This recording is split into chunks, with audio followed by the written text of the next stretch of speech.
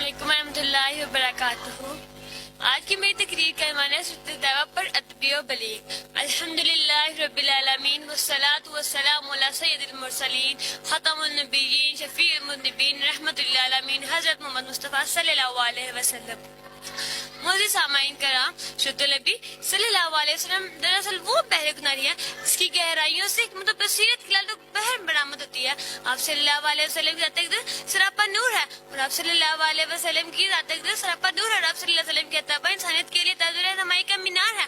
قرآن مجید نے نہایت بلیغ اور پیرائے ملان فرمایا، لقد کان لکم فی رسول اللہ اسوۃ الحسنہ، یعنی رسول اللہ صلی اللہ علیہ وسلم کی زندگی میں تمہارے لیے بہترین نمونہ موجود ہے۔ معزز صحابہ کرام، نبی کریم صلی اللہ علیہ وسلم کے اتباع میں عدل و مساوات کی جھلک نظر آتی ہے۔ غریبوں مسکینوں کے ساتھ مشقت، یتیموں بے سہارا کے ساتھ ہمدردی اور حتیٰ کہ دشمنوں کے لیے بھی فضل گزر کا درس نظر آتا ہے۔